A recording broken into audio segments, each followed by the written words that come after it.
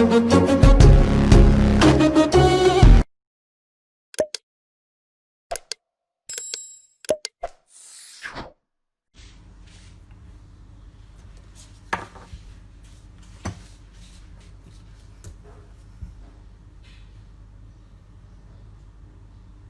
siang. Selamat siang semuanya. Sudah mulai. Selamat siang semuanya. Teman-teman sahabat-sahabat IG dimanapun berada, senang sekali hari ini kita bisa ngobrol bareng terkait dengan topik-topik yang sangat dekat sekali dalam kehidupan kita.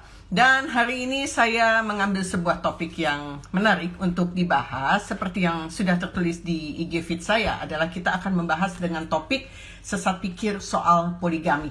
Kenapa topik ini saya angkat? Karena berdasarkan banyak pengalaman-pengalaman dari teman-teman, kemudian banyak membaca, kemudian dari beberapa riset buku-buku yang memang menganalisa tentang keberadaan perempuan yang dikaitkan dengan masalah budaya, apapun itu alasannya, tapi ini menjadikan topik poligami menjadi menarik dari tahun ke tahun, dari budaya satu dengan budaya lainnya.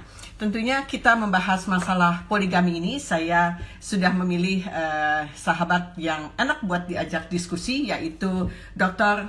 Ade Armando, yaitu seorang dosen, seorang peneliti, dan juga seorang penulis. Semoga Mas Ade sudah mengirimkan request kepada saya. Ya, sepertinya belum. Ya. Ade Marni boleh diminta tolong. Ade Marni ini sebagai penghubung saya, teman kecil saya, tapi yang menghubungi beberapa tokoh-tokoh yang bisa untuk diajak ngobrol sesuai dengan topik yang akan dipilih. Ya, sepertinya masih belum ada Mas Adenya. Kenapa saya memilih topik mengenai sesat pikir soal masalah poligami? Saya juga pada kesempatan ini baru sekali untuk membuka polling. Jadi sepanjang diskusi ini silakan Anda mengirimkan jawaban bersedia atau tidak bersedia untuk dipoligami, gitu ya. Nah, kalau misalnya nanti dalam obrolan diskusi ini Anda silakan untuk memberikan jawaban, tapi nanti di siaran ulangnya, artinya di IG feed-nya, Anda juga silakan untuk memberikan jawaban bersedia atau tidak bersedia. Hanya itu saja, nggak usah pakai penjelasan, keterangan, dan lain-lain. Baik, saya akan coba hubungi Mas Ade. Mas Ade masih belum ada. Mas Ade Armando masih belum ada. Ya, kali ini signalnya bagus, tidak ada masalah. Cuma narasumbernya mungkin sedang menyesuaikan. Coba saya cek kembali. Mas Ade Armando. Mas Ade masih belum kirim request ke saya. Oke. Mana ini? Masih belum ada Mas Ade? Sudah bergabung ada beberapa teman-teman di sini. Ada Denti, hai Denti, hai Tati, ada Maria, kemudian ada Wandrit. Terima kasih Wandrit. Semoga bisa menjalankan tugas amanah dengan baik.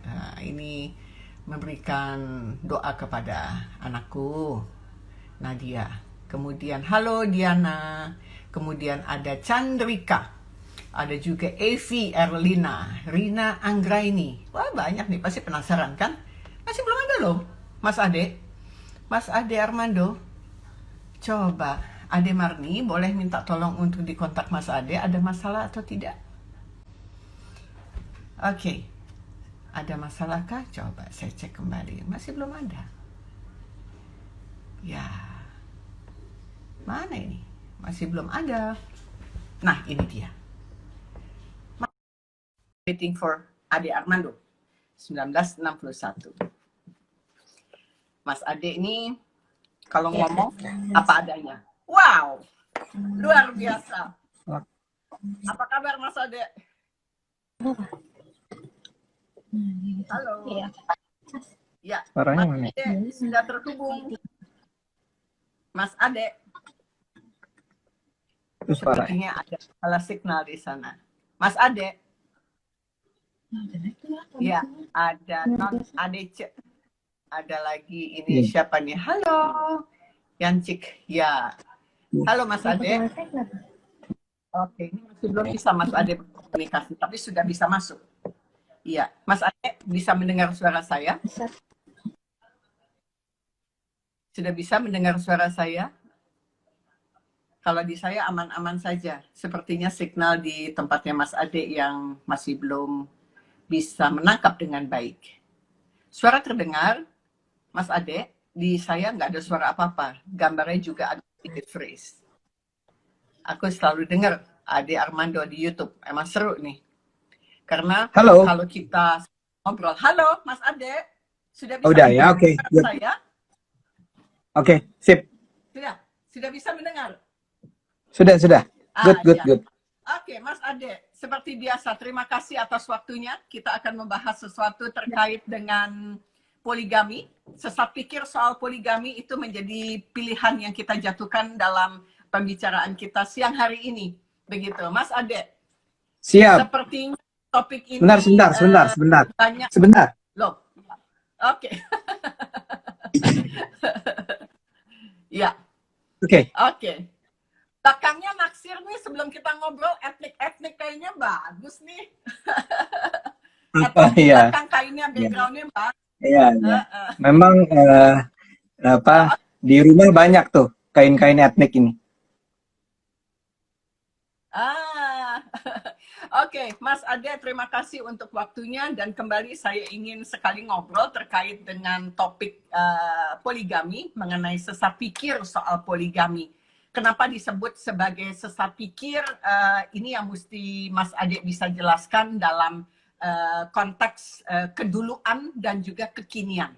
Keduluan artinya bagaimana konteks ini harus kita pelajari terkait dengan beberapa tulisan-tulisan yang bisa kita baca di ayat suci, misalnya Quran gitu ya. Tapi dengan konteks kekinian bagaimana ini bisa diimplementasikan atau memang sebetulnya ada sandungan di dalam pikiran manusia yang kadangkala nggak bisa menyerap itu dengan membandingkan zaman dulu sama zaman sekarang. Apa iya sih poligami itu sunnah Nabi? Bagaimana sih menafsirkan konteks poligami itu? Silakan Mas Ade.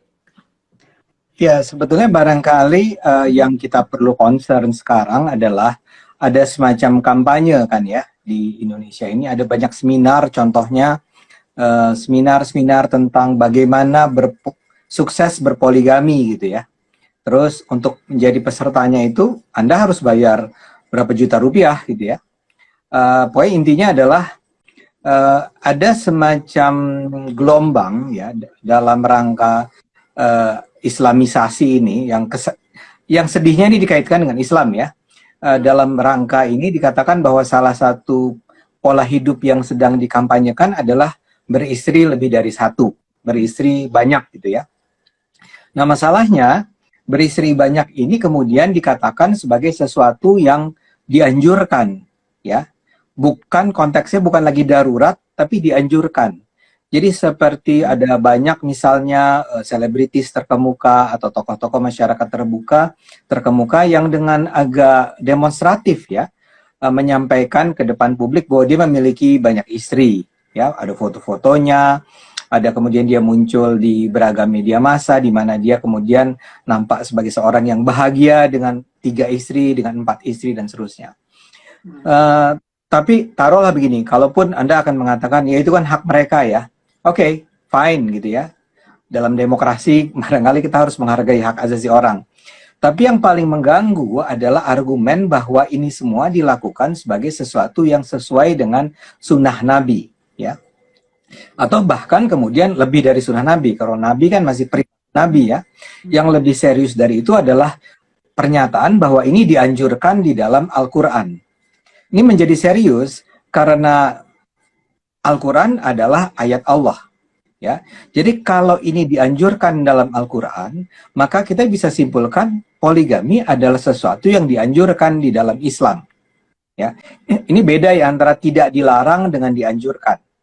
Nah, sekarang kita harus cek kalau begitu, ya. Soraya sendiri hafal kan surat An-Nisa berapa? Ayat 3. Ujiannya. Sebelum Mas Ade melanjutkan, An-Nisa ayat 3 itu sebetulnya yang lebih dipegang dominan oleh mereka-mereka yang menyetujui. Tapi mereka lupa bahwa ayat Al-Quran itu tidak berdiri tunggal. Dia akan terkait dengan ayat-ayat lainnya, bahkan dia bisa dibaca mundur, bahkan dibaca maju maksudnya begitu. Bahkan tapi gini Soraya, saya mau bilang yang paling dikenal dan paling suka digunakan sebagai reference betul adalah An-Nisa ayat 3 ya. Di sana kalimatnya, masalahnya kemudian para penganjur poligami atau para pendukung poligami itu memotong ayat tersebut ya. Kalau tadi Soraya masih mengatakan ayat ini jangan dibaca berdiri sendiri dong, baca juga dengan ayat-ayat lain ya. Jadi supaya lengkap. Tapi saya bahkan mau bilang begini, bahkan ayat yang tadi digunakan sebagai sebagai rujukan tersebut adalah sebuah ayat yang seringkali dipotong kalimatnya ya. Saya karena Soraya udah menggunakan, saya lihat di depannya sudah ada kitab suci, ada Al-Quran, silahkan dibaca ayat An-Nisa ayat 3 itu. Dan jika kamu takut tidak akan dapat berlaku adil, saya highlight, tidak akan dapat berlaku adil terhadap hak-hak perempuan yatim bila mana kamu mengawininya, maka kawinilah wanita-wanita lain yang kamu senangi. 2, 3, 4. Kemudian ada lanjutannya. Jika kamu takut tidak akan dapat berlaku adil, maka kawinilah seorang saja atau budak-budak yang kamu miliki. Yang demikian itu adalah lebih dekat kepada tidak berbuat aniaya. Oke. Yang paling senang dikutip adalah bagian maka kawinilah 2, 3, atau 4. Itu kan hanya di situ saja. Ya, itu kan licik dong. Kalimat pertamanya saja adalah, dan jika kalian takut kamu untuk akan dapat berlaku adil. Takut berlaku tidak adil terhadap perempuan-perempuan yatim itu, ya. Itu tambahan tuh, ya, yang dalam kurung untuk yang dinikahi ya. Tapi kalau kamu takut berbuat tidak adil terhadap perempuan-perempuan yatim, barulah kalimatnya, maka nikahilah 2, 3, atau 4. Ya, baru selanjutnya ya. Tapi itu dulu deh. Karena saya kan mengundang saya sebagai orang komunikasi, ya. Orang komunikasi itu memang punya kewajiban baca teks itu tidak boleh sepotong-sepotong. Baca teks itu harus lengkap pertama ya. Baca teks itu harus dicari konteksnya. Jadi ada teks, ada konteks. Anda nggak bisa hanya bicara satu teks dan kemudian mengatakan kalimat ini berbunyi seperti ini dan itulah maknanya tanpa ada perbedaan pendapat mengenainya. Nah, orang-orang yang menganjurkan poligami tadi saya katakan itu licik karena dia memanipulasi ayat Allah. Seolah-olah Allah cuma mengatakan bahwa nikahilah 2, 3, atau 4. Padahal ini kan if clause, conditional clause. Kalimat yang di situ ada syarat, ada kondisi yang harus dipenuhinya terlebih dahulu. Kondisinya adalah kalau Anda takut bersikap tidak adil terhadap perempuan yatim, maka kawinilah 2, 3, atau 4. Jadi emfasisnya betul ya. Tolong kita garis bawahi dulu kalimat pertamanya. Jika Anda takut berlaku tidak adil terhadap perempuan yatim, barulah kalian mengawini 2, 3, atau 4. Jadi kalimatnya nggak bilang bahwa wahai umat Islam, pria-pria Islam, nikahilah perempuan-perempuan Muslim 2, 3, atau 4. Beda. Itu bohong. Nggak ada anjuran semacam itu. Ya. Nah, memang kemudian ada persoalan tentang itu maksudnya apa ya? Kalimat berlaku tidak adil terhadap perempuan yatim. Nah, harus diakui nih ya, Soraya dan juga teman-teman semua, kalau kita belajar tentang bagaimana ayat ini, bagaimana menafsirkan ayat ini, Anda akan heran bahwa, bukan heran, Anda akan menemukan fakta bahwa memang tidak ada satu tafsiran tunggal mengenai kalimat ini. Dan hampir semuanya menurut saya tidak memuaskan. Jadi gini, yang paling terkenal tuh adalah penjelasan, ingat ya, ayat Quran itu adalah sesuatu yang diturunkan ketika Nabi masih hidup. Ya, kemudian ketika beliau sudah meninggal baru dikumpulkan. Barulah ada surat-surat ini. Nah, tafsiran-tafsiran mengenai apa yang disebut sebagai asbabun nuzulnya, kenapa ayat ini lahir, itu sebetulnya adalah interpretasi orang kemudian. Tuh. Jadi kayak gini, ini kayaknya nih kaitannya sama ini deh. Ini kayaknya kaitannya sama ini deh. Hmm. Hmm. Hmm. Karena waktu Nabi masih hidup, dia tidak pernah secara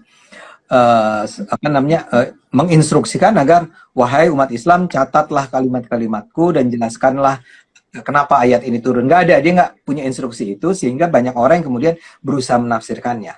Nah, menafsirkan tentang An-Nisa 3 ini itu beda-beda. Yang paling terkenal adalah ini katanya menurut Aisyah, istri Nabi ya. Jadi cerita kasusnya begini Soraya, katanya nih ya, jadi ini salah satu tafsirannya. Tafsirannya adalah ketika itu ada pria yang mau menikahi seorang wanita yatim karena kekayaannya. Ya. Karena kekayaannya, dia ada anak yatim nih perempuan, dia kaya, terus si pria mau menikahinya karena kekayaannya, bukan karena cinta atau bukan karena ingin menjadi imamnya dan seterusnya ya. Nah, dalam hal ini kemudian dikatakan jangan seperti itu cara Anda mengawininya. Ya, jangan culas lah, jangan karena Anda berusaha mengambil kekayaan si perempuan itu, maka Anda kemudian menikahinya ya. Jadi kayak Tuhan bilang mendingan nikah sama 2, 3 atau 4. Ya. Tapi kan ini it doesn't make sense ya penjelasan ini. Kenapa? Kenapa daripada menikah dengan alasan harta, kemudian diizinkan untuk menikah 2, 3 atau 4. Jadi buat saya ini sebagai orang yang belajar akan bilang bahwa kayaknya nggak terlalu meyakinkan nih jawaban ini. Itu satu. Penjelasan yang lain yang juga terkenal adalah karena ini saat perang. Ya, saat perang, jadi banyak pria muslim yang meninggal akibat perang. Nah, si pria-pria ini kemudian kan meninggalkan janda atau anak-anak perempuan. Ya. Nah, si anak-anak perempuan ini kan punya ibu gitu ya, tapi ibunya udah nggak punya, udah jadi janda. Nah, jadi kalimatnya adalah kurang lebih tafsirannya adalah bahwa hai pria-pria, kalau kamu kesian sama anak-anak yatim ini, maka nikahilah si janda-janda itu 2, 3 atau 4. Itu terkenal ya. Jadi kalau Anda ngobrol sama ustadz segala macam itu jawabannya kurang lebih itu kan. Karena ada jin ya. Nah, buat saya itu it doesn't make sense juga buat saya. Maksud saya gini. Kalau si pria-pria itu meninggal dan anak-anaknya terlantar dan meninggalnya karena jihad kan, karena perang, ya masa sih Nabi tidak kemudian menyantuninya dengan oke, hasil dari pampasan perang atau apa kita gunakan untuk menyantuni anak-anak yatim ini ya. Ya. Kebayang nggak ya? Ya, poin saya adalah penjelasan mengenai kenapa orang dianjurkan untuk menikah 2, 3 atau 4 itu sama sekali tidak impresif. Ya. Ya. Tapi buat saya yang penting adalah penjelasannya udah nggak penting nih. Penjelasannya udah kita nggak ketemu nih. Tapi yang jelas adalah prinsip yang paling dasar nih. Aksioma 1. Proposisi 1. Tidak ada anjuran ya di dalam Al-Quran agar pria-pria muslim itu berpoligami. Itu menurut saya bohong. Nonsense. Jadi kalau Anda nih si pria-pria ini mau bikin seminar poligami, bagaimana hidup poligami dengan sukses dan seterusnya, silahkan. Tapi jangan pernah ya kalian bilang bahwa Islam itu menganjurkan poligami atau mengatakan poligami itu adalah pilihan perkawinan yang lebih baik daripada monogami. Karena nggak ada dasarnya ya. Itu bohong. Makanya pertanyaan Anda tuh relevan. Apa iya? Oke. Itu dulu.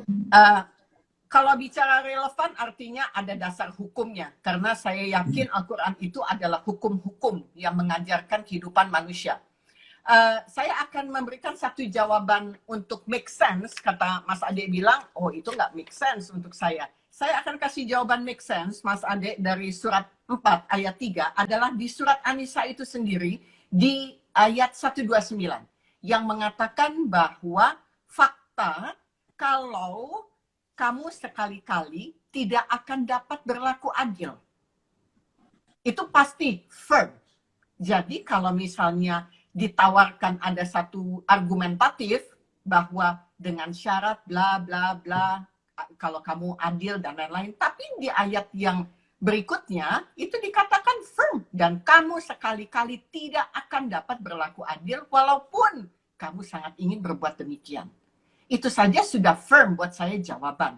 Yang kedua, saya akan memberikan satu argumentatif lagi. Surat 5 ayat 5, Al-Maidah ayat 5. Tujuannya, orang mau menikah gitu ya, suami istri pasti ada tujuannya. Tidak dengan maksud berzina dan tidak pula menjadikan gundik. Karena ada kaitan dengan penjelasan Anda sebelumnya.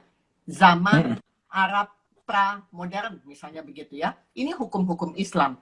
Kemudian ada finalnya loh, dari semua kejadian terkait dengan urusan si gundik, si perempuan, si poligami, ada di surat 33 ayat 50 sampai 52. Itu final, itu khusus buat Nabi. Tapi itu pun harus di-highlight lagi, Mas. Bahwa kenapa Nabi melakukan itu pasti konteksnya bukan syahwat. Ada sebuah politik di dalam negara Arab pada saat itu yang zaman perang, yang saya sudah baca habis di buku Karen Armstrong. Ini buku fotokopi, tapi ini jadi panduan saya. Jadi, buat saya, bagaimana pemetaan pada saat itu negara Arab bahwa ketika Nabi memutuskan untuk menikah dengan perempuan lain yang dengan alasan apapun yang tadi Anda sebutkan, bahwa klan Arab pada saat itu saling perang, hobinya perang. Sehingga perkawinan itu membuat akhirnya perang itu lebih mereda karena apa? Di mana-mana yang namanya perkawinan pasti menyatukan. Jadi ada instruksi dari ayat yang dikeluarkan atau diturunkan oleh Allah Subhanahu wa Ta'ala bahwa itu untuk kedamaian umat supaya tidak perang di negara Arab pada konteks masa lalu. Tapi saya akan pertanyakan kembali, tolong jelaskan dengan ilmu komunikasi Anda, Mas Ade. Konteks masa lalu mau diaplikasikan di abad 21. Ini kayaknya pasti bertolak belakang, kan? Iya. Nah, itu yang saya katakan tadi ya, jadi konteks. Ya, cuman saya bahkan mau men-challenge Anda ya, dengan mengatakan bahwa kalau buat saya, dan banyak orang berpikiran ini, jangan pernah menganggap isi Al-Quran itu sebagai hukum. Hukum yang harus dipatuhi secara literal, sebagaimana tertulis dalam ayat-ayat Quran. Ayat-ayat Quran itu lahir dalam konteks abad ke-7, persis seperti yang Anda katakan. Maka bahasanya, bahasa abad ke-7.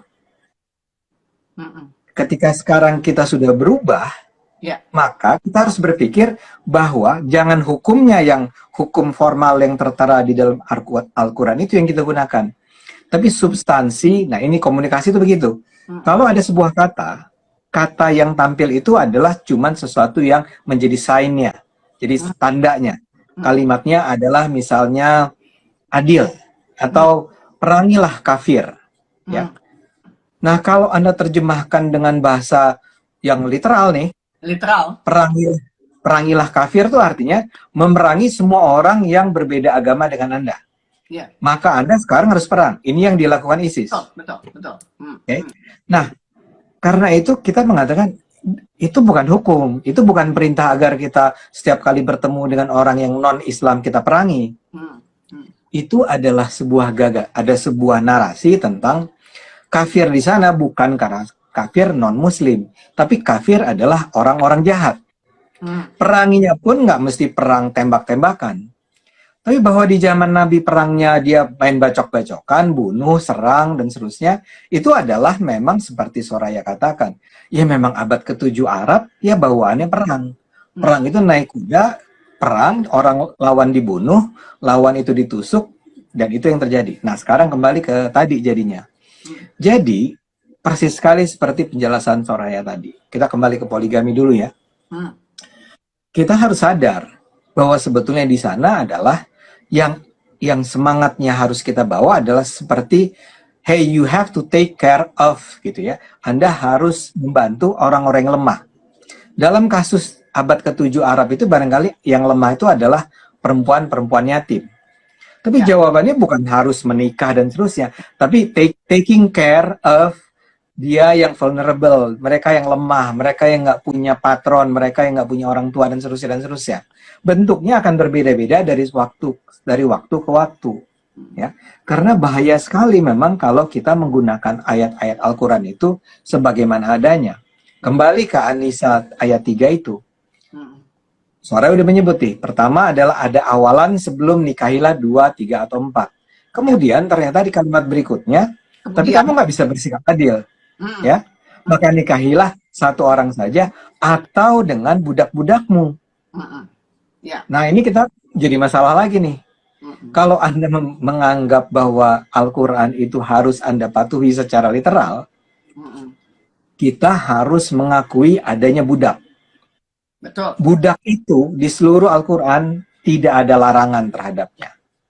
Ya. Tidak pernah ada larangan budak. Sehingga kalau ada orang yang mengatakan budak itu diizinkan dalam Islam, marilah kita kembalikan perbudakan. Dia punya hak loh, karena memang tidak ada larangannya. Tapi kan hati nurani kita, peradaban kita, dan itu biasa di abad, sebenarnya perbudakan di Amerika Serikat sendiri kan baru berakhir pada abad 19. Sebuah negara yang sangat modern, maju, rasional, ya kan? Perbudakan itu, ingat perang Civil War itu?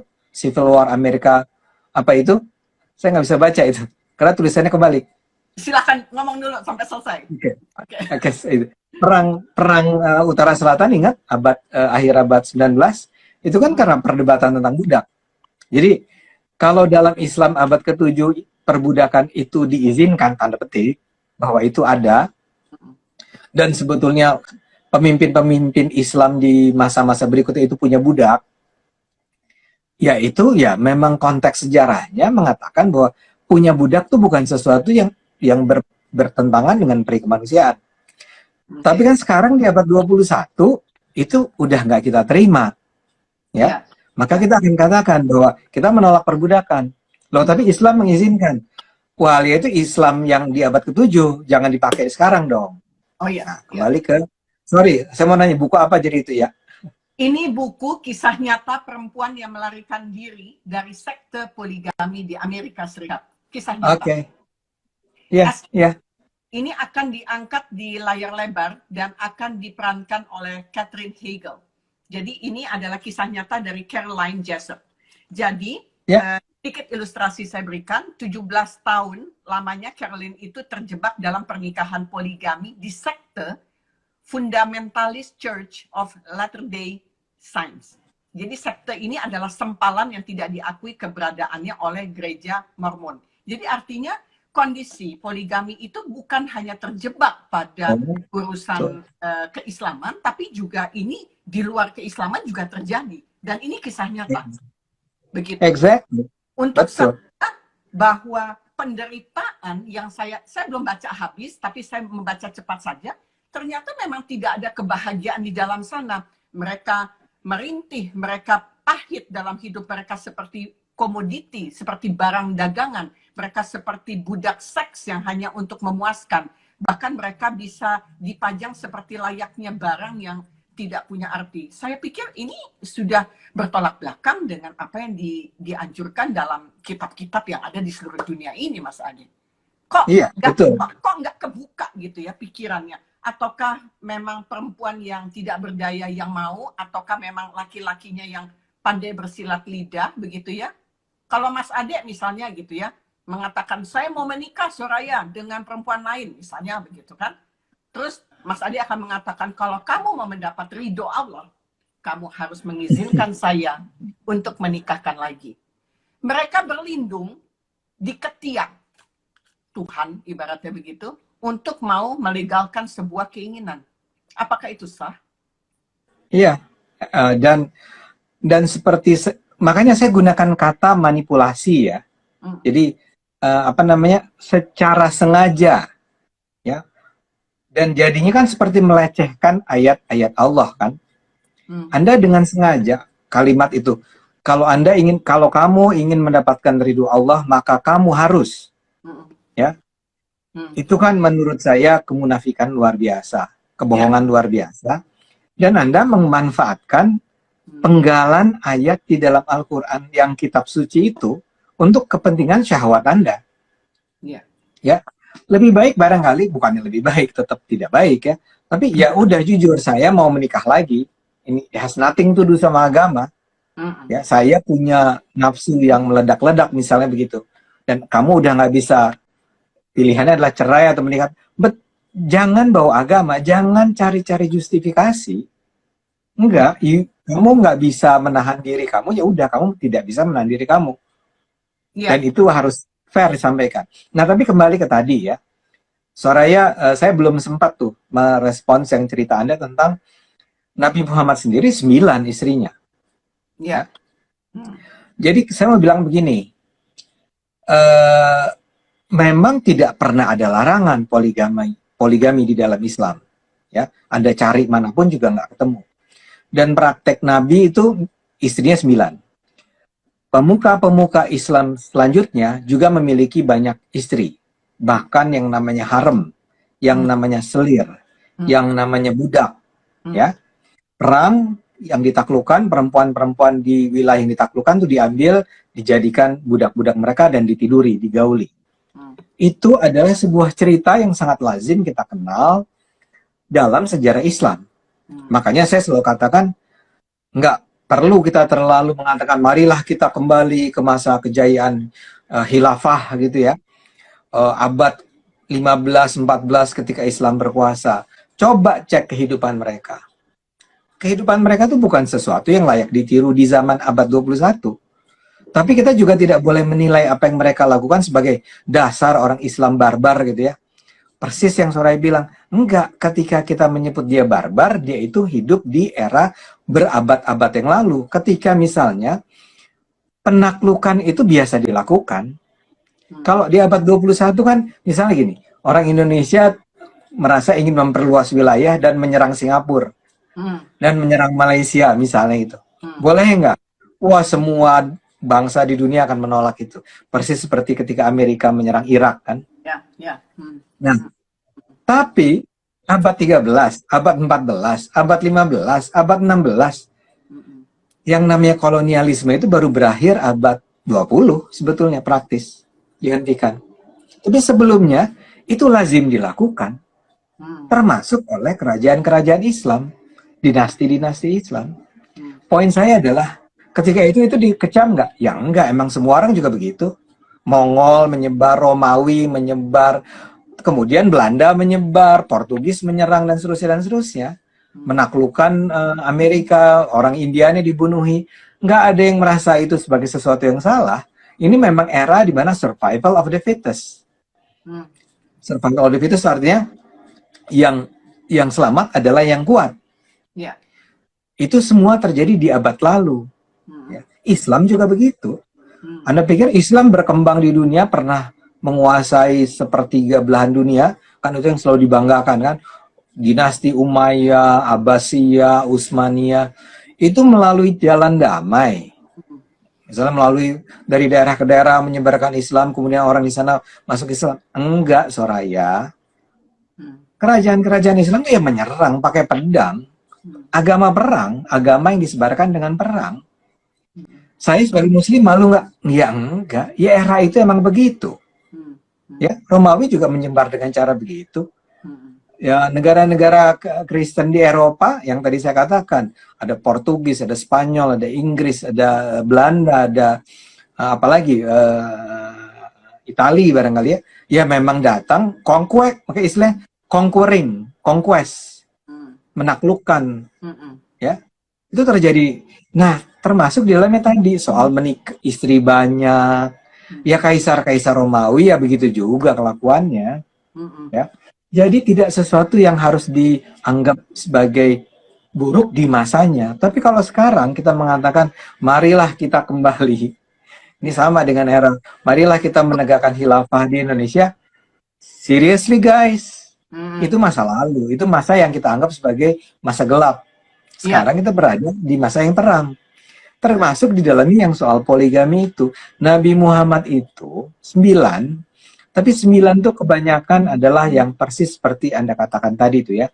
Dia ingin menjalin hubungan sama kekuasaan di mana dan si pihak yang diajak biasa kan ya kami menyerahkan anak kami atau siapa gitu ya sebagai istri untuk membangun hubungan yang baik dengan ya. Betul. Terus ada yang kena perang ya karena untuk menunjukkan bahwa Nabi ingin menunjukkan bahwa pihak yang kita kalahkan ini harus kita perlakukan sama ya dengan kita, dia nikahi ya. Oh, Ada yang Ya. untuk menaikkan derajat budak dan seterusnya. Jadi ada banyak alasan yang menyebabkan Nabi Muhammad itu menikah lagi, ya. Ya. Nah, ini yang bukan seringkali, selalu persisnya diabaikan oleh mereka-mereka yang sedang mengkampanyekan poligami. Dan saya betul-betul nggak paham kenapa kelompok-kelompok ini seperti menganggap bahwa poligami itu adalah sesuatu yang penting dalam masyarakat Islam. Tapi kalau kembali ke pertanyaan Soraya, jawaban saya adalah ya ini kalau dalam analisis sosiologis, ya kaum pria yang dengan kita memiliki antara laki dan perempuan itu punya power relations yang nggak setara, ya. Betul. Berabad-abad ini terjadi. Kami memimpin, kamu dipimpin. Perempuan dipimpin, bukan kamu, ya. Perempuan itu dipimpin, laki-laki memimpin. Laki-laki imam, perempuan itu mengikuti imamnya. Apapun yang dikatakan oleh pemimpinnya, maka perempuan harus nurut dan seterusnya. Nah, masalahnya sekarang perempuan-perempuan mulai punya kesadaran bahwa enak aja gitu kan. Kenapa gue harus nurut selalu? Saya kan juga punya eksistensi, saya juga punya suara. Nah, cara untuk mengalahkan perempuan-perempuan yang berani melawan ini adalah menggunakan agama. Ya. Karena nggak bisa nih suara ini misalnya saya taruhlah kita suami istri, terus saya ngomong terus ada bantah terus. Sebel kan nih suami nih. Dasar nih perempuan mentang-mentang gitu ya, udah punya pendidikan tinggi, ngebantah-bantah saya. Keluarlah senjata pamungkas saya. Menurut agama, wahai istriku, kamu tidak boleh membantah saya. Surga itu ada buat perempuan-perempuan yang nurut sama suaminya. Jadi ini perasaan ketakutan kita, ketakutan kaum pria yang di-challenge powernya oleh perempuan-perempuan yang mulai berani-beraninya ngebantah, berani-berani bilang bahwa oh saya mau menikah lagi nih ke istri saya. Istri saya bilang enak aja gitu kan, nggak mau saya. Itu kan fair tuh. Kalau si perempuan bilang nggak apa-apa mas, silahkan, alhamdulillah kan. Ini masalah perempuannya nggak mau ya. Nggak mungkin. Maka saya harus tidak ada. Maka saya harus gunakan agama. Mas Ade, saya potong. Saya perempuan. Saya tahu banget perasaan perempuan. Pacaran aja Mas Ade, kalau pacar saya berani nih selingkuh, berani nih kontak-kontak sama laki-laki perempuan lain, gandeng tangan, oh selesai masuk tong sampah. Gitu ya. Nggak boleh gitu dong, itu hak pacarnya Soraya dong. Masih pacaran aja sudah mau memanfaatkan, gak bisa. Gitu. Itu saya punya prinsip. Kemudian masuk ke dalam perkawinan yang ada ikatan, ada sumpah di dalamnya, disaksikan, gitu ya.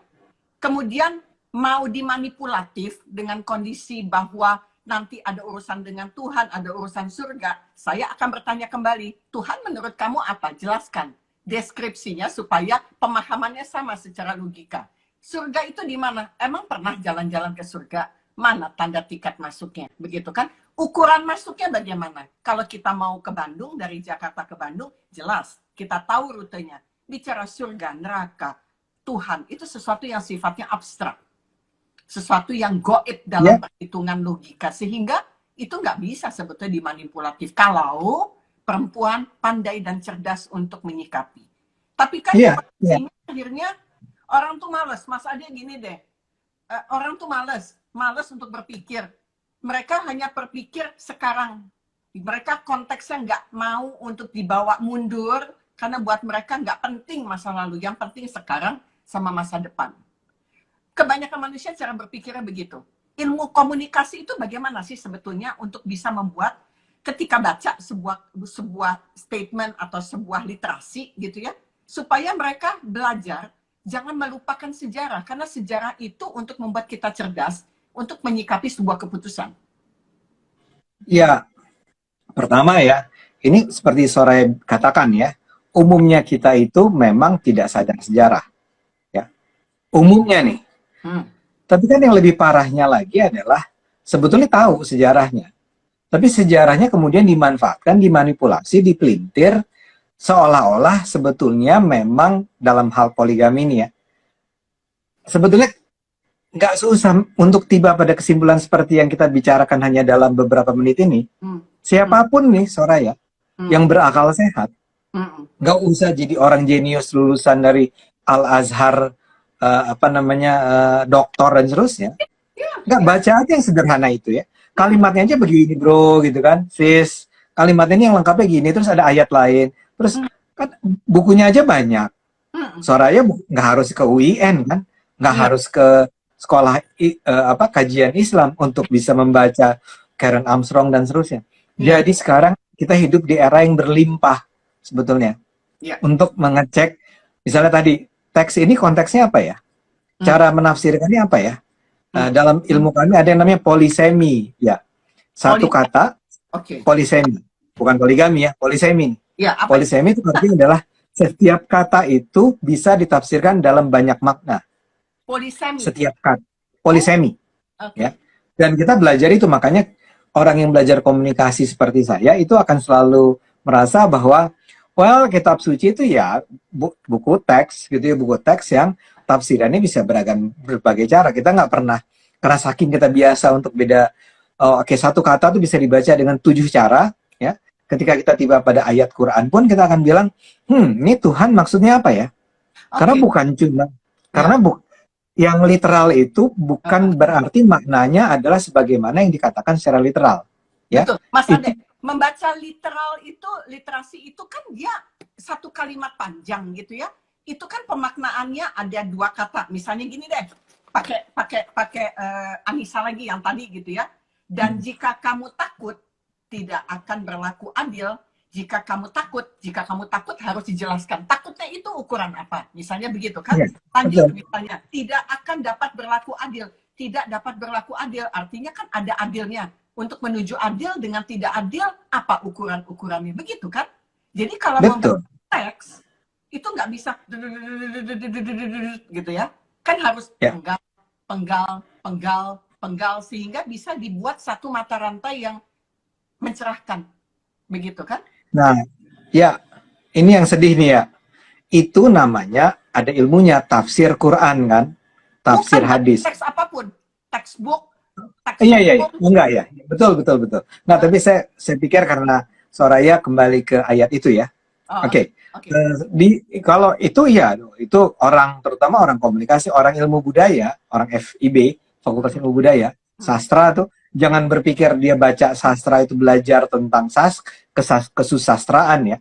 Yang mereka lakukan kerjaannya adalah, ini maksudnya siapalah penulis Margate atau siapalah penulis-penulis terkenal kayak ini maksudnya apa ya? Bahkan kita bertanya-tanya tentang siapa penulisnya. Penulisnya ini hidup di era seperti apa? Penerbitnya siapa? Orang yang menulis ini seberapa kredibel dan seterusnya. Betul. Gak pernah boleh menerima itu taken for granted.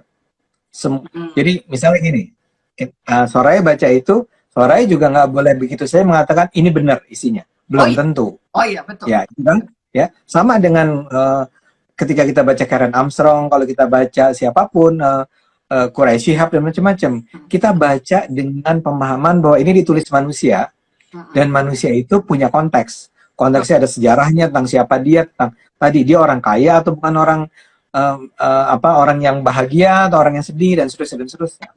Nah, saya nggak bilang, misal kembali ke agama lagi ya, saya nggak bilang bahwa Al-Quran itu ditulis oleh orang ya, tapi apa yang diinginkan, dimaksudkan oleh Tuhan dengan ayat-ayat dia, persis seperti juga baca Injil, ya, persis seperti Anda baca kitab suci yang lain, itu pasti punya ada meaning di belakang kata, gitu loh. Kata kayak tadi yang kamu bilang, it's a words, ya apa itu kata word, ada word terus jadi kalimat menjadi alinea menjadi halaman dan seterusnya. Kata, ya? Sebentar, kata jadi kalimat jadi alinea, menjadi paragraf, alinea terus menjadi the whole paragraf, jadi alinea, jadi semuanya begitu ya. Semuanya, ya. Kemudian ada subchapter, ada chapter, bla bla bla bla. Ya. Itu kan nggak, kata itu nggak bisa berdiri sendiri seperti itu. Ya, misalnya saja, makanya persis yang tadi Soraya bilang, membaca Quran nggak bisa baca cuma satu ayat, terus Anda lepaskan dari ayat yang lain. Itu kan persis itu. Ayat ini punya hubungan, kita menyebutnya intertext, intertextuality. teks ini berdiri hanya bisa dipahami kalau baca teks yang lain. Kalau nggak, nanti aneh-aneh ini. Kok di satu sisi kalimatnya begini, di sisi yang lain kalimatnya begitu. Yang kita ikuti yang mana ya, misalnya begitu ya. Oh, yang kayak tadi, menikahlah dengan 2, 3, atau 4. Tapi ada ayat yang lain bilang, 1 aja, kamu nggak akan bisa adil. Akan adil. Ya kan, ini kan jadi heran, jadi mengherankan kan. Ini Tuhan maksudnya apa ya? Dia Hanya maunya kita kita. Nah, exactly. Makanya dikatakan beragama itu hanya buat mereka yang berpikir. surat 10 Kalau kamu, 100. oke, siap. Kalau kamu nggak mau berpikir, nggak usah belajar agama. Bukan buat kamu, ya. Kalau kamu tuh cuman tipe orang yang datang ke pengajian terus mendengar apa kata Ustadz yang bilang gini gitu, nggak boleh tuh, film Korea tuh haram, Manchester United tuh haram, seterusnya. Oh iya, pulang. Kata Islam, bro, sis, pakai otak, dengerin otakmu. Ketika si Ustadz tuh bilang begitu, angkat tangan bilang, maksud Anda apa? Saya nggak boleh nonton film Korea, drakor, ya. Nah, kayak gitu-gitu. Nah, ini juga begitu ada ayat semacam ini. Saya sih bayang kalau di seminar-seminar poligami itu ada pesertanya kayak Anda ya, yang apa-apa nanya gitu. Tapi saya nggak setuju. Loh, Bayar 2 juta. itu kan kalau Harusnya. orang yang kalau ada informasi saya punya Mas Ade, misalnya sebelum saya kenal pun saya membaca tulisan Anda, saya mendengarkan ulasan Anda, makanya saya bergandeng tangan dengan Mas Ade untuk menjadi teman diskusi yang asik. Ya, Karena saya betul. menganggap bahwa kalau kita mendengarkan sesuatu jangan ditelan bulat-bulat, disimpan, diendapkan, dipikirkan, kemudian dihubungkan dengan konteks-konteks yang lain sehingga oh Betul. ini orang benar nih, oh cara berpikirnya benar. Bagaimana Anda bisa mengungkapkan itu dengan cara Anda, dengan gaya Anda, yaitu Ade Armando. Tapi kalau melihat dari esensi isi kepalanya Ade Armando, saya tahu bahwa Anda tuh tujuannya benar, punya konteks ilmu yang benar. Cuman cara mengungkapkannya kadangkala banyak orang merasa terganggu, kayak begitu. Oh iya, that's okay, that's okay. Iya, jadi buat saya kita ya bebas-bebas aja, suka atau tidak suka gitu. Tapi saya sedang menjadi sebuah tempat di mana kita bisa memberikan satu pandangan lebih luas lagi buat sahabat-sahabat IG yang ada, begitu kan Mas Ade? Sananya kan begitu. Ini saya baru aja baca, ini ada yang menarik nih komentarnya. Apa? Sejarah itu tulisan karena tulisan sang pemenang ya. Nah itu juga itu menarik tuh. Jadi saya nggak tahu suaranya baca atau nggak. Itu komentar barusan bagus banget. Kebetulan saya lagi lihat ke bawah dan ada kalimat itu. Jadi gini, udah begitu tuh, udah setelah kita katakan ada kata kalimat adalah paragraf, the whole text dan seterusnya. Dan kemudian kita berusaha mencari tahu maksudnya apa. Ingat loh, ya. Kemudian sepanjang sejarah ini ada orang-orang yang kemudian mengatakan ini maksudnya begini ya. Ya. Ayat ini misalkan gini, kan sekarang ada banyak tafsir nih tentang Injil, tentang Al-Quran, tentang buku, tentang sejarah Bung Karno, tentang sejarah Diponegoro, bla bla bla. Jadilah teks-teks. Kita belajar dari teks itu kan. Ingat loh, yang survive itu, buku-buku yang survive itu adalah buku-buku dari orang-orang yang menang, para pemenang. Para pemenang itu bisa karena politik. Sebagai contoh, saya nggak mau ngomong politik terlalu jauh, cuma saya mau bilang, kan dulu untuk bertahun-tahun kita menganggap bahwa ketika para jenderal itu dibunuh di lubang buaya, itu pembunuhannya dengan cara sadistis kan? Ya. Di sayat-sayat dan seterusnya. Ya. Itu bahasanya ternyata cerita versi pemenang, yaitu Orde Baru. Sekarang ketika dipelajari ulang, tidak benar itu. Ya, memang dibunuh, tapi tidak disayat-sayat. Nah, the whole history, apa yang kita kenal sebagai history of the world itu, atau history Indonesia, history Jawa, history Sumatera, history Islam dan segala macam, ya memang adalah ditulis oleh orang-orang yang memenangkan pertarungan kekuasaan, termasuk dalam hal tafsiran mengenai agama. Nah, pemenang dalam kasus poligami adalah kaum pria, Soraya. Maaf-maafnya begitu ceritanya. Para penafsir agama, para ulama, para ustadz, guru agama itu dulu adalah pria, Mm-mm. Ya, raja tuh pria, ya, khalifah tuh pria, ya, perempuan tuh nurut. Maka kalau Anda selalu merujuk pada tafsiran di masa lalu, Mm-mm. ya tafsirannya tafsiran male centris. Artinya Mm-mm. memang senternya adalah kepentingan pria. Ya, kepentingan pria, Kan betul. baru abad ke-20 ada orang kayak Soraya Haq yang bisa muncul seperti ini dan ngomong seenak-enaknya aja dan Mana mengkritik. dasar hukumnya? Saya bicara ada dasar hukumnya, tapi saya berani Siap.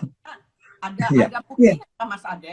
Bukan hanya sekedar betul. untuk mengungkapkan emosi karena nggak ada urusan poligami dengan saya pribadi, tapi Iya, saya menggugah teman-teman perempuan yang ada di luar sana bahwa tadi Mas Ade sempat saya potong sebentar bahwa konteks mengenai G30 SPKI dengan sejarah yang ada di Indonesia, dengan tulisan tadi komentar sejarah itu ada karena tulisan sang pemenang. Artinya konteks itu bisa benang merahnya sama loh dengan konteks daripada poligami. Karena apa? Keluarnya ayat-ayat itu juga dasarnya adalah konteks sang pemenang pada saat ya, itu, pada zaman itu ada betul. urusan politik di dalamnya. Jadi politik kenegaraan menyatukan antara satu klan dengan klan yang lainnya di Arab itu adalah menjadi satu dasar sebetulnya dengan perkawinan. Seperti Mas Ade bilang, ketika kalah perang, untuk supaya tetap mengangkat harga derajat manusia, ada perkawinan tapi sebagai bentuk daripada pemersatuan. Sebetulnya kan konteksnya geografis sekali begitu ya, bukan Betul. sesuatu yang sifatnya individu dan syahwat gitu loh Mas. Iya, iya. Dan itu makanya baru berubah kan sekarang pada abad 20 ketika ada women's movement, gerakan-gerakan perempuan ya. Dulu aja kita kalau ada satu menteri perempuan sampai tahun berapa tuh ya? 80-an kali kita udah wow gitu kan. Gila nih perempuan. Dan dulu tuh perempuan paling dikasih perannya sebagai menteri pemberdayaan perempuan lah ya. Ya. Atau kesehatan. Tapi kalau sekarang itu udah bicara menteri keuangan kita adalah perempuan. Poin saya adalah ini era di mana ini berubah dan ketika berubah maka tafsiran pun menjadi berubah. Betul. Ketika perempuan yang menjadi korban selama bergenerasi-generasi kemudian mengatakan saya nggak terima ya misalnya mungkin Soraya tahu kan ada semacam hadis yang bilang perempuan tuh kalau keluar rumah harus minta izin sama suaminya gitu ya. Itu wajib itu ya. Saya sih ragukan itu benar atau enggak. Kayaknya sih enggak, masa sih ya. Atau kalau dulu pernah kali Nabi ngomong begitu dalam konteks tertentu, mungkin dia lagi nasihatin ada seorang perempuan, "Mbok ya ngomong dulu sama suami gitu ya kalau keluar rumah." Terus dianggap hadis. Apa? Tunggu dulu. Al-Quran itu kan mensetarakan laki-laki dan perempuan. Banyak tuh ayat-ayatnya. Saya catat ya, surat 33, 35, 16, 97, 315, surat 4, 124, surat 40, 40, 16, 128, surat 4, ayat 32. Perempuan, laki-laki, sejajar, equal. Dan itu yang harus dilakukan untuk generasi setelah Muhammad, katakanlah Nabi kita begitu wafat. Sehingga ini yang harusnya diperjuangkan untuk laki-laki dan perempuan untuk selanjutnya sampai kapanpun juga begitu loh. Jadi buat saya equal karena esensinya nggak bisa terus laki-laki memimpin terus semua minta izin terus emang kalau laki-laki mau pergi nggak minta izin banyak yang menikah lagi nggak pakai izin bahaya nih terus mereka berlindung di undang-undang yang ada di Indonesia, undang-undang tahun 74 misalnya gitu, walaupun sudah diamandemen, tapi kan amandemennya ini kan urusannya usia. Tapi juga ada ayat yang dikatakan di pasal 3-nya ayat 2 gitu loh, bahwa memang diperbolehkan, tapi kan merujuknya itu kan nggak bisa semerta-merta hanya untuk itu saja. Nggak begitu aja konteksnya, mesti dibawanya tuh, mesti pecahnya tuh panjang gitu ya, banyak yang mesti diurai gitu loh Mas Ade. Iya. Ini ada lagi yang nambahin nih. Masih banyak lagi Mbak. Masih banyak lagi Mbak tentang equality dalam Al-Quran. Benar sekali. Memang. Tapi kan ini ayat-ayat semacam yang disebut oleh Soraya tadi, itu cenderungnya ditutupin. Jadi ada, tapi kayak tenggelam gitu loh. Orang nggak membicarakannya. Kaum pria yang tadi, yang licik-licik itu ya. Tapi sebetulnya menurut saya memang kita kembali ke akal sehat lah ya.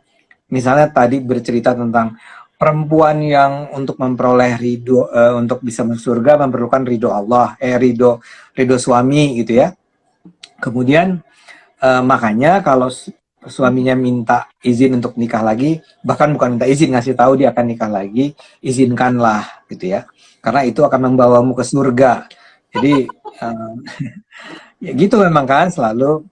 Cuman saya akan bilang gini deh, cara paling gampang bagi kaum pria untuk membayangkan kenapa perempuan-perempuan ini gak suka kalau mereka dimadu, ya, empati aja. Mm-mm.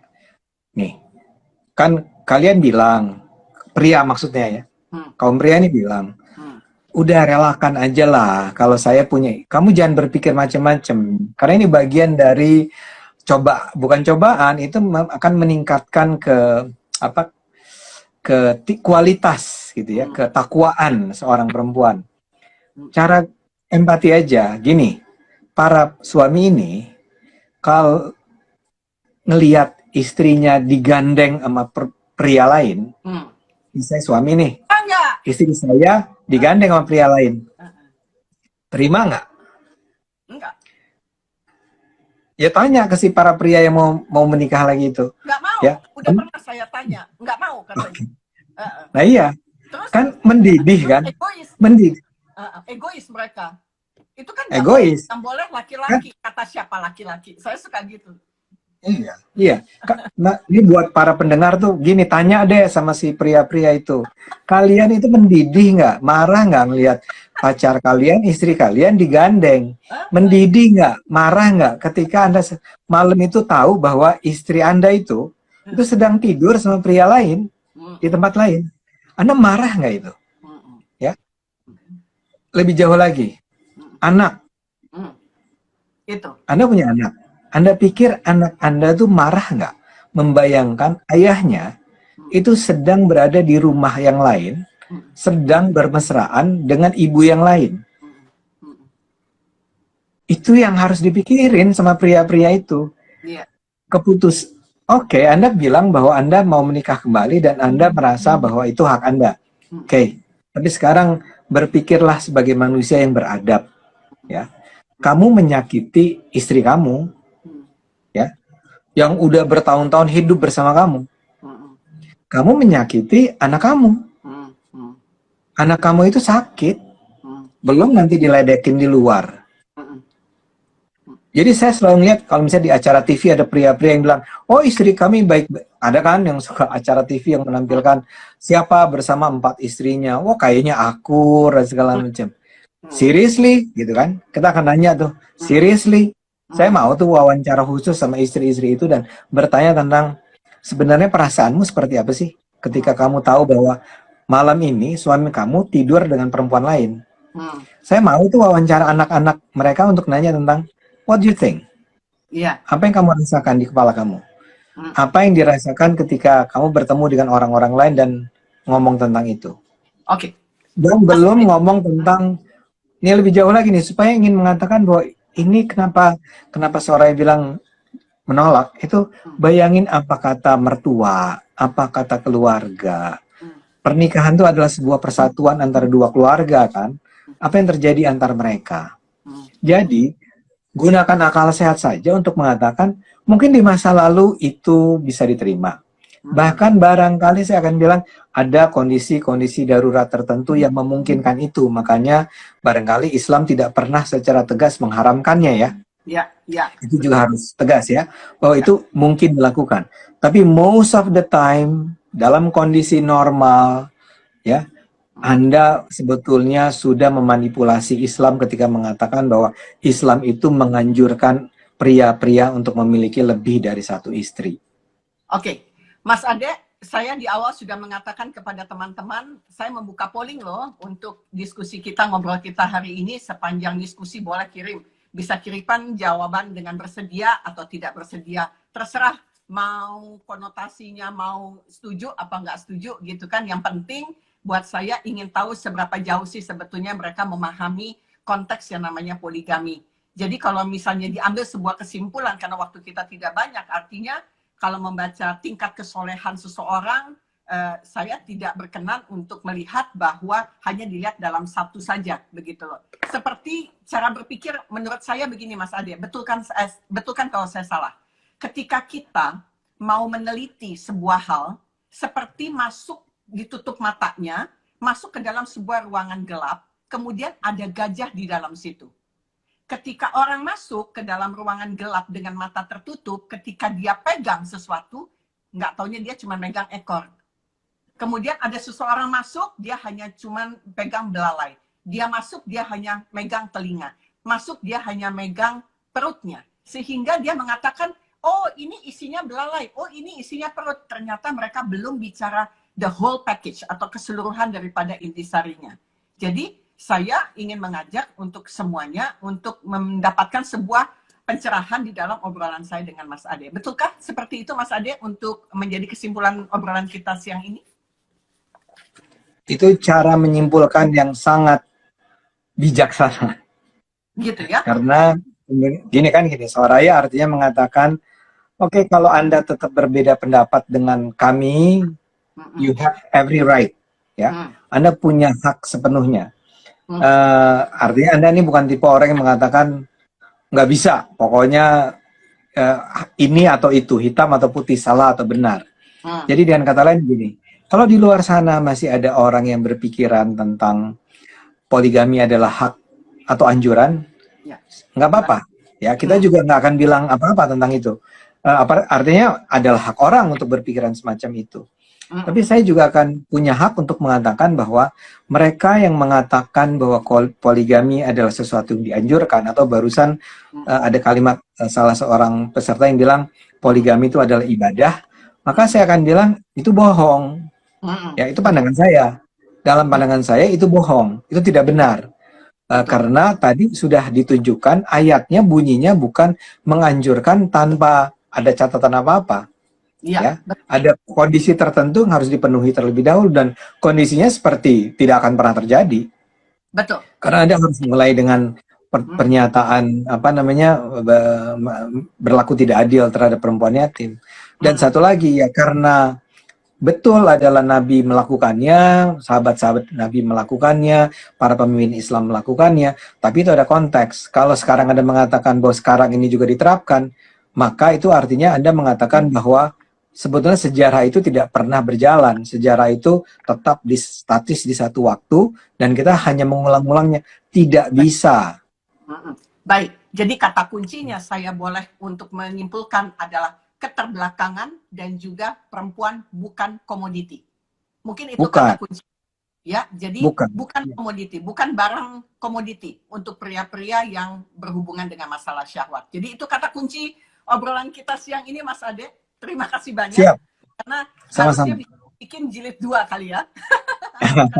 Karena seperti ini panjang lebar, karena sejarahnya begitu panjang. Tapi semoga pembicaraan kita ini bisa menjadi sebuah diskusi yang menyenangkan bagi siapa. Sorry. Saya mau bilang buat para misalnya yang nonton acara ini dan merasa tersinggung atau apapun, saya minta maaf ya. Tapi buat saya ya kebenaran harus dinyatakan. Ada orang yang kita mungkin bisa beda pendapat dan nggak perlu sampai menganggap bahwa karena kita beda pendapat kemudian kita harus bermusuhan. Lagi-lagi it's every right untuk setiap orang untuk punya perbedaan pendapat. Tapi marilah kita pikirkan betapa poligami ini punya efek yang luar biasa, menyakitkan buat perempuan, buat anak, buat keluarga. Ya, baik. Terima kasih Mas Ade. Selamat melanjutkan. Sampai jumpa lagi dengan topik yang Sampai jumpa. See you. Kedua kali kita akan ulang ya. Terima kasih Mas Ade. Selamat siang. Thank you. Siang.